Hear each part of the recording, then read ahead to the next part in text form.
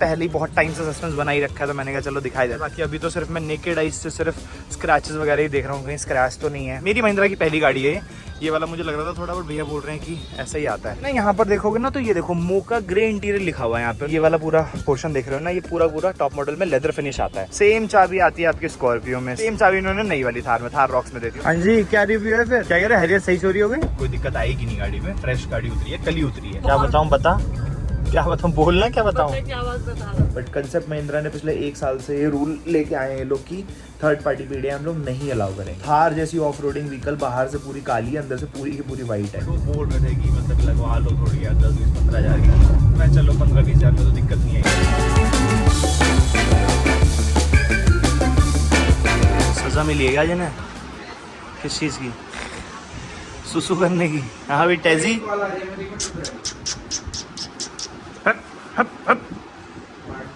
हाँ चुपी हूँ भाई।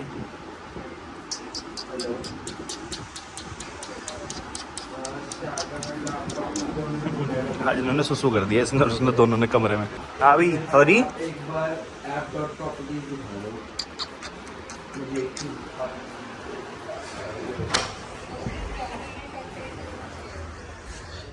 ओहो, इनको बाहर आना है पहले। So hello guys, welcome back to the channel. एक बार फिर से आपको स्वागत है इस नए फ्रेश व्लॉग में। राइट नाउ मैं इन गुड़गांव। लास्ट व्लॉग अभी थोड़ी देर पहले ख़त्म किया मैंने। अभी निकल रहा हूँ, क्या कहते हैं, मैं नोएडा क्योंकि गाड़ी हमारी आ चुकी है शोरूम पे। पर उसकी पीडीआई करनी है रजिस्ट्रेशन पे भेजने से पहले। जो रजिस्ट्रेशन नंबर मुझे चाहिए वो भी अवेलेबल नहीं है, तो इसलिए टेम्परेरी नंबर पहले रजिस्टर कराना है। बट उसके लिए मुझे पहले एक बार गाड़ी देखनी पड़ेगी। जो कह रहे हैं अगर हम रजिस्टर करा दी टेम्परेरी नंबर पे आपके नाम पे और मेरे सिग्नेचर भी लगने हैं उस पर, तो फिर गाड़ी वापस नहीं जाएगी। तो मेरे को एक बार देखना है स्क्रैच वगैरह, मतलब इतनी डिटेल्ड पीडीआई नहीं कर पाऊंगा, बट एटलीस्ट थोड़ा बहुत देख लूँगा बाहर से कोई स्क्रैच वगैरह है, कोई पार्ट टूटा नहीं हुआ है। तो बस ये चेक करने जा रहा हूँ और सिग्नेचर वगैरह लगेंगे, वो सब करके फिर मेरे को वापस गुड़गांव आना है। और फिर गुड़गांव से मेरे को दीदी आ रही है एयरपोर्ट से, उनको पिक करना है, फिर वापस से मुझे घर जाना। तो काफ़ी लंबी चौड़ी आइटनरी है भाई आज की। बट समस्या सारी ये है कि मैं सोच रहा हूँ यहाँ से 2 घंटे नोएडा, 2 घंटे वापस से गुड़गांव, फिर यहाँ से 1-1.5 घंटा वापस से दिल्ली। बहुत बैंड बजने वाली है। चलो जी टैजी, चलो अंदर चलो। ऐसी तीखी धूप है भाई बाहर, गंदी से कहते हैं ना। शाम के टाइम पे पता नहीं क्या हो रहा है आजकल। अभी इस टाइम पे अप्रैल एंड चल रहा है, शाम के टाइम पे इतना सही मौसम हो जाता है। दोपहर में देख लो कितनी गर्मी है। चलते हैं यार फटाफट। दूसरी चीज़ भाई, क्या कहते हैं, आईटेल लेके जाना है मैंने। उसका एसी भी नहीं चलता ठीक से। मतलब एसी चलता है बट इतना ज़्यादा हीट कर रही है ना गाड़ी अंदर से, बहुत जल्दी वेट है। अगर वो होपफुली मेरे को इसी की गाड़ी मिल जाएगी, मतलब अगर मेरा पेमेंट का प्रोसेस सारा स्मूथली हो गया, तो वो कह रहा है कि अगर आज आप चले जाते हो साइन वाइन करके, तो कल गाड़ी रजिस्टर हो जाएगी, परसों आप डिलीवरी दे दो होपफुली, अगर सब कुछ टाइमली हो गया तो। वरना इस संडे तक तो मिल ही जाएगी। फिर देखते हैं। बाकी ये भी वॉश करानी है, इतनी गंदी हो रखी है। आज ही कराता हूँ इसे भी, या फिर कल कराऊँगा। मेरे को भाई धौला कुआं वाले रास्ते से दिखा रहा था लगभग 2 घंटे, फिर ये पीछे फरीदाबाद वाला रास्ता दिखाया इसने फास्टर रूट, यहाँ से दिखा रहा है सिर्फ और सिर्फ 1 घंटा 20 मिनट के आसपास। मैं कहा चलो ठीक है। और ये तो अच्छा, मैं शाम को निकलने वाला था, बट फिर मैंने थोड़ा कैलकुलेशन बैठाया। मधुर भैया कहते कि अभी निकल जाएगा तो शाम तक वापस आ जाएगा, वरना जो नोएडा गुड़गांव का जो ऑफिस ट्रैफिक होता है ना उसमें फंस जाएगा। तो अभी टाइम हो रहा है 1:30, तो वही 2:30 बजे तक पहुँच जाऊँगा, 2:30-3 बजे तक। आधे 1 घंटे का काम है वहाँ पे, 5:30-6 बजे तक यहाँ आ जाऊँगा मैं। और अगर गलती से मैं जो पहले मेरी कैलकुलेशन थी उस हिसाब से निकलता तो मैं यहाँ पहुँचता नाना करते हुए 8-9 बजे। फिर मुझे रात को एयरपोर्ट जाके घर भी जाना तो बहुत डिले हो जाता। अच्छा है भाई जल्दी निकलिए, और जल्दी निकलना चाहिए था।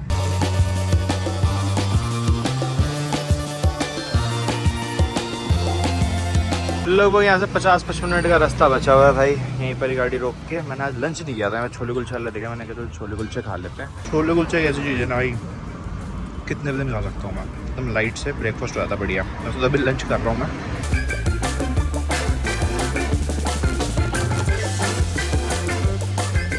ये वाला मेट्रो स्टेशन देखना भाई कैसा बन रहा है, एकदम ओवल शेप में। पहले तो मुझे लगा क्या बन रहा है, फिर ध्यान से देखा मैंने, मेट्रो लाइन है भाई साहब, बहुत सुंदर बनेगा लग रहा है। पता नहीं कौन सा मेट्रो है, मुझे तो समझ में भी नहीं आ रहा। सराय काले खां के आसपास हूँ मैं, और यहाँ से राइट ले लेना आगे से। बट मेट्रो स्टेशन बहुत प्यारा बन रहा है। ये पहले ना इसके नीचे पूरी कंस्ट्रक्शन चल रही थी, बहुत लंबा यूटर्न लेके आना पड़ता था।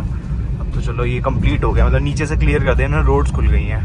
देखो भाई सामने जा रही है B6 नहीं है ये, उसका ऊपर वाला वर्जन है। कल जो अनमोल वाली चलाई थी ना मैंने, उससे ऊपर वर्जन है। 4 लाख रुपये महंगी है, डिफरेंस बहुत ज़्यादा है इसमें, मतलब स्पेशियस है काफ़ी है। तो अनमोल से मैंने पूछा था ये वाली क्यों नहीं ली, तो कह रहा है कि इस वाले मतलब 4 लाख रुपये महंगी भी थी और उसको ऐसा कोई नीड भी नहीं थी, इसमें थोड़ी वेटिंग भी ज़्यादा थी। पहुँच ही गए भाई यहीं पर, ये सेक्टर 2 नोएडा मतलब पहुँच चुका हूँ। कंसेप्ट महिंद्रा यहीं पे ही है। बाकी टेलर को ही फ़ोन कर दिया मैंने, 2-3 बार नोएडा आया था मैं, बार बार मेरे दिमाग से निकल जाता था कि वो भी ही रहता है, मतलब वो मयूर शहर में रहता है, यहाँ से सिर्फ 5-10 मिनट ही दूर है। तो मैंने कहा आज भाई यहीं गिरा अपना कंसेप्ट महिंद्रा, यहीं पर ही अपनी गाड़ी खड़ी हुई है। हाँ हाँ हाँ, इस बार कोई ऐसा सीन नहीं है कि क्या कहते हैं यहाँ से लेनी है या फिर ऐसा।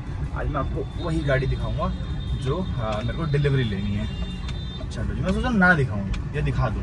तो ये लो भाई, ये रही अपनी थार रॉक्स, और ये रही अपनी थार रॉक्स से मेरा मतलब है यही है गाड़ी जो मेरी है, ठीक है। आज ये रजिस्ट्रेशन के लिए चली जाएगी और शायद वैसे मैं दिखाता नहीं जल्दी गाड़ी, क्योंकि मैं थोड़ा सस्पेंस बनाता हूँ, बट इस बारी मैंने पहले ही बहुत टाइम से सस्पेंस बना ही रखा है, तो मैंने कहा चलो दिखाई देते हैं। अभी फिलहाल मैं आ रखा हूँ इसकी पीडीआई के लिए, थर्ड पार्टी पीडीआई इन लोगों ने मना कर रखी है, तो इसलिए बात करते हैं, कुछ जुगाड़ लगाते हैं कि हो जाए। बाकी अभी तो सिर्फ मैं नेकेड आइज से सिर्फ स्क्रैचेस वगैरह ही देख रहा हूँ, कहीं स्क्रैच तो नहीं है और सब कुछ ठीक है। उसके अलावा तो ऐसा मुझे टेक्निकल नॉलेज इतनी है नहीं कि इंजन वगैरह या फिर टायर वगैरह की मैन्युफैक्चरिंग देख पाऊँ। टायर साइज में देख सकते हो 19 आता है, 18 है शायद, हाँ 18 है, 18 साइज है ना इसका टायर साइज, तो अलग साइज, हाँ 19 आता है टॉप में। हाँ तो ये चीज़ मुझे लग रही थी, खटक रही थी। बाकी अभी तो फिलहाल स्क्रैचेस वगैरह देखो, और फिट एंड फिनिश का इशू इतना महिंद्रा में आता नहीं है। मेरी महिंद्रा की पहली गाड़ी है ये वाला, मुझे लग रहा था थोड़ा, बट भैया बोल रहे हैं कि ऐसा ही आता है। बाकी तो ऐसा मुझे कोई फिट एंड फिनिश का इशू नहीं दिख रहा है। ये बैजिंग बड़ी प्यारी लगती है यार 4x4 की, हो एक बार बैठते हैं। और प्लस में ना यहाँ पर देखोगे ना, तो ये देखो मोका ग्रे इंटीरियर लिखा हुआ है यहाँ पर। तो मोका आपको याद होगा जब थार अभी क्या कहते हैं लॉन्च हुई थी ना, वाइट इंटीरियर में लॉन्च हुई थी, और उसमें क्या कहते हैं अभी मोका ग्रे इंटीरियर इनका लॉन्च हुआ है। तो अभी मैंने यहाँ पे पढ़ा मोका ग्रे, मैंने कहा नई लॉट की गाड़ी, तो मैंने भैया से पूछा तो वो कह रहे हैं नहीं ऐसा नहीं है, इसकी जो सीट्स है ना वो मोका ग्रे हैं, और वैसे जो मोका ग्रे इंटीरियर है वो दूसरा है। अभी मोका ग्रे की डिलीवरी अभी नहीं आ रही है ना, तो उसमें जो सीट्स है ना वो स्कॉर्पियन की जैसे सीट्स हैं, ब्राउन कलर में, ब्राउन और ब्लैक का कॉम्बिनेशन है। फिलहाल इसमें जो ड्यूल टोन दिखेगा वो आपको हल्का सा क्रीमिश और ब्लैक कलर में दिखेगा। और जिस वजह से मेरा ये क्या भाई, अच्छा इसकी वो है मैनुअल है, इसी में रख दी है। तो जिस वजह से मेरा दिमाग खटक रहा था ना, वो सिर्फ ये था क्योंकि इसका जो ये वाला पूरा पोर्शन देख रहे हो ना, ये पूरा टॉप मॉडल में लेदर फिनिश आता है, बट इसके अंदर पूरा ये फाइबर दे रखा है। और इंस्ट्रूमेंट क्लस्टर भी इसमें नया वाला है, क्योंकि एक सीरीज जो आ रही है उसमें इंस्ट्रूमेंट क्लस्टर जो दे रखा है वो नया वाला दे रखा है, और MX सीरीज जो इसका थोड़ा सा नीचे जो वेरिएंट आता है उसमें पुराना ही इंस्ट्रूमेंट क्लस्टर है जो पुरानी वाली थार में आता था। बट ये हर जगह मोका ग्रे लिखा हुआ है, मैं सोचूं काश मोका ग्रे ही आ जाती है यार, अंदर से एकदम स्कॉर्पियो ऐसा हो जाता है। क्योंकि ऑफ रोडिंग व्हीकल में ना वाइट कलर जो होता है ना वो इतना बड़ा छोटा है यार, ये तो देखना। तो हाँ मैं कह रहा था कि ऑफ रोडिंग व्हीकल में ना वाइट कलर इतना जचता नहीं है, क्योंकि बाहर से पूरी गाड़ी गंदी होनी है, अंदर से पूरा वाइट। सनरूफ इसमें छोटी सी है, देख रहे हो। बट सनरूफ का मैंने इस वजह से इतना ज़्यादा ऑप्ट नहीं किया पैनोरामिक, क्योंकि मुझे उसके ऊपर लगवानी है पूरी रूफ कैरियर और उसके ऊपर सैंड लेडर और अपना जेरी कैन, तो वैसे भी सनरूफ काम नहीं आनी, तो इस वजह से इतना फ़र्क पड़ता नहीं है, ठीक है। बट जो है सिर्फ जो मेरे मन में खटक रहा है वो सिर्फ और सिर्फ ये है, क्या कहते हैं अपना लेदर फैब्रिकेटेड जो आगे थी। बाकी उसमें टॉप मॉडल में वेंटिलेटेड सीट्स आती है, उसकी मुझे इतना कुछ काम नहीं है। तो चलो जी, दिखा दी आपको गाड़ी। बाकी डिलीवरी होपफुली परसों मिल जाएगी इसकी। आज मैं थोड़ी फॉर्मेलिटीज़ पूरी कर लेता हूँ, बैंक वगैरह की जो भी फॉर्मेलिटीज़ है। चाबी दिखाता हूँ आपको, इसकी चाबी से भी थोड़ा डिसअपॉइंट हुआ यार मैं। ये देख रहे हो, सेम चाबी आती है आपकी स्कॉर्पियो में, सेम चाबी इन्होंने दे रखी है थार पुराने वाले में, सेम चाबी इन्होंने नई वाली थार में, थार रॉक्स में दे दी। और जो XC खड़ी हुई है ना, जो इलेक्ट्रिक है अपना थार की, उसमें जो आप चाबी देखोगे ना, उसमें बड़ी प्यारी चाबी है भाई, सुंदर सी। चलो जी निकलते हैं जी। सर क्या हाल चाल, लॉन्ग टाइम नो सी। चल रही है भाई, आज तो बनती भी है। आओ गाड़ी दिखाऊँ पहले, दिखाने के बाद चाबी। हाँ जी, क्या रिव्यू है फिर, क्या कह रहे, हैरियत सही चोरी हो गई? खुशी होगा तुम तो। चलो जी निकल गए वापस गुड़गांव की तरफ। मैं जैसे कि मैंने बताया था दीदी की फ्लाइट है, तो मेरे को वापस गुड़गांव जाना है दिल्ली जाने से पहले। और अभी मैं हूँ भाई अपना यहाँ पे क्या कहते हैं मयूर विहार, क्योंकि टेलर यहीं रहता है। टेलर को ड्रॉप करने आया था, मैं ब्लॉक करना भूल गया, कुछ सीरियस टॉपिक पे डिस्कशन चलने लग गई थी। तो वापस आते हैं भाई गाड़ी के टॉपिक पे। गाड़ी की नेकेड आई से मैंने क्या कहते हैं PDI कर ली है। बाकी मैंने यहाँ के जो मैनेजर थे उनसे बात की कि भाई मेरे को क्या कहते हैं थर्ड पार्टी से PDI कराना था, तो उन्होंने भी बोल दिया कि अलाउड ही नहीं है, पिछले 1 साल से ये चीज़ मना हो चुकी है, नहीं करवा सकते हम, कुछ भी कर लो आप। तो बात कह रहे कि जिस रेफरेंस से आप आए, मतलब रेफरेंस से क्या था मैं, तो कह रहे जिस रेफरेंस से आप आए हो कोई दिक्कत आएगी नहीं गाड़ी में, फ्रेश गाड़ी उतरी है, कल ही उतरी है लॉट में। मैंने कहा तो मुझे पता ही है कल उतरी है, मेरे को मैसेज आ गया था महिंद्रा की तरफ से। तो यही है भाई अपडेट, साइन वगैरह जितनी फॉर्मेलिटीज़ थी वो सब कुछ मैं करके आ गया हूँ। फिलहाल निकल रहा हूँ मैं यहाँ से गुड़गांव, क्योंकि यहाँ से लगभग दिखा रहा है 1.5 से 2 घंटे की ड्राइव। जाम मिलने वाला है भरपूर।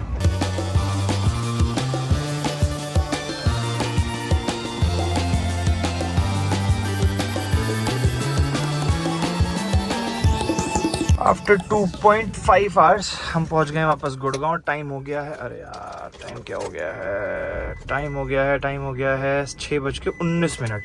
मैं निकला था, मतलब 2 घंटे 20 मिनट लग गए मुझे आने, बताओ। और दिखा रहा था वहाँ पे 2.5 घंटे, क्या कहते हैं 2 घंटे सिर्फ, तो बहुत टाइम लग गया। चलो चलते हैं भाई, हो गया काम। एक काम तो टारा हो गया, अब कल नहीं जाना मुझे, अब सीधा पर्सनल डिलीवरी लेने जाना है।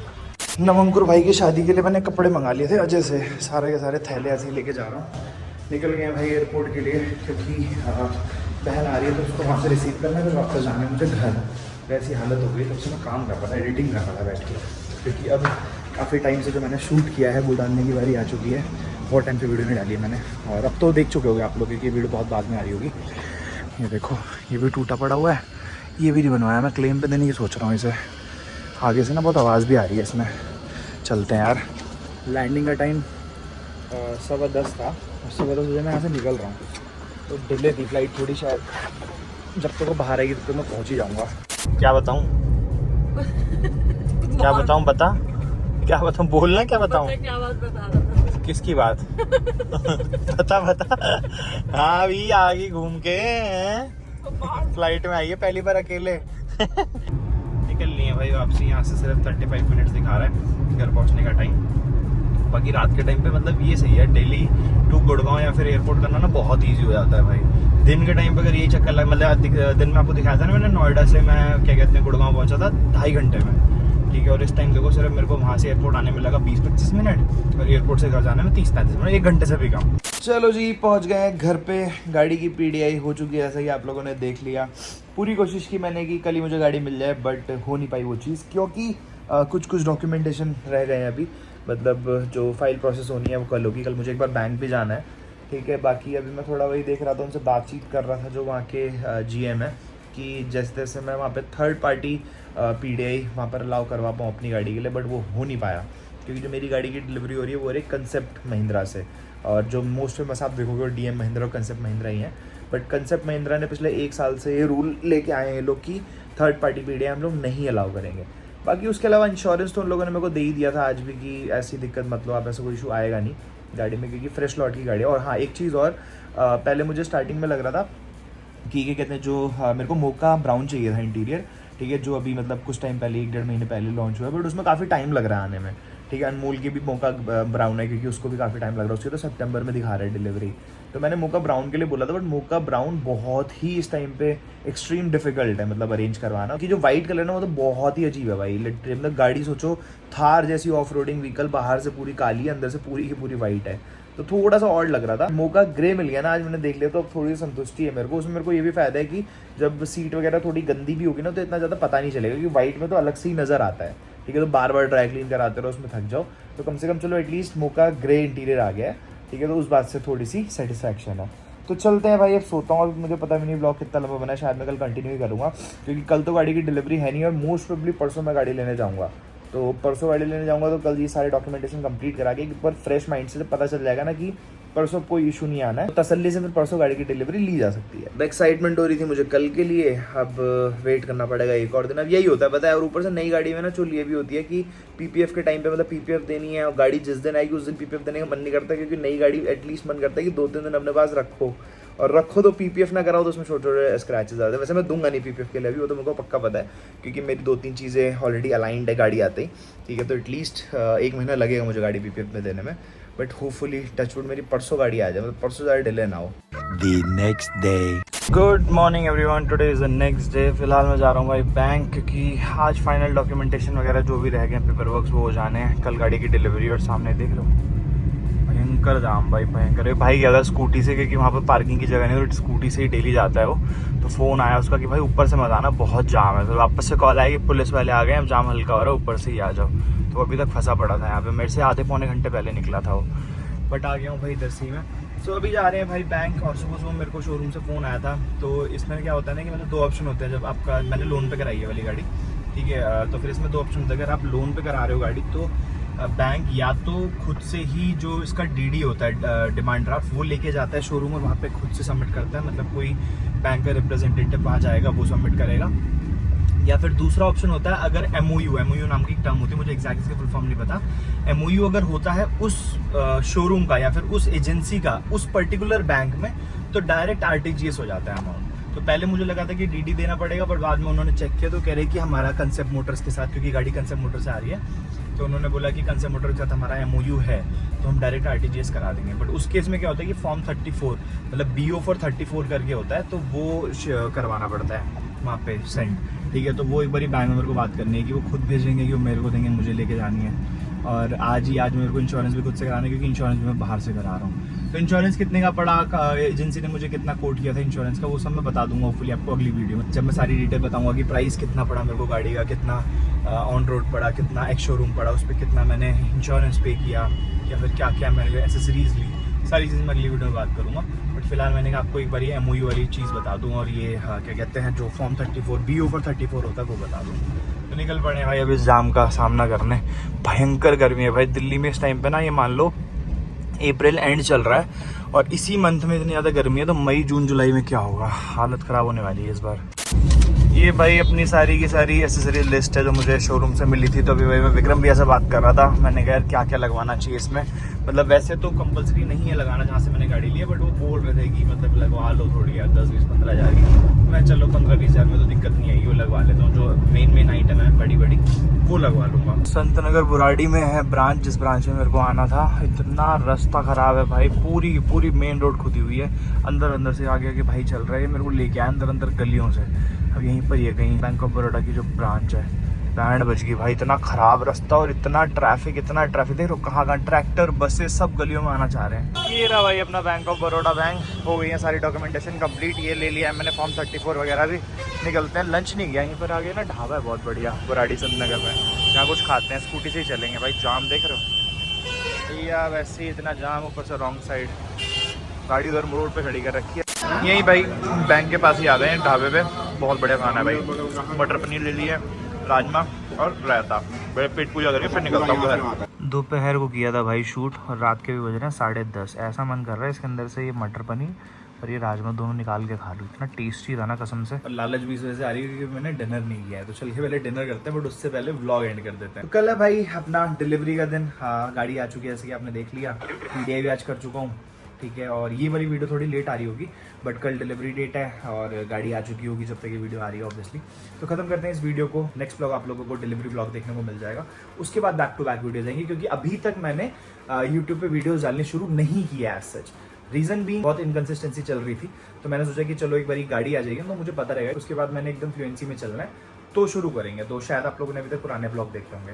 तो खत्म करते हैं भाई इस वीडियो को। आई होप ये ब्लॉग आपको अच्छा लगा होगा, पसंद आएगा तो लाइक कर देना, चैनल का कंटेंट अगर अच्छा लग रहा है तो सब्सक्राइब भी बिना मत जाना। मैं मिलता हूँ आपसे नेक्स्ट वीडियो में, टिल देन गुड बाय।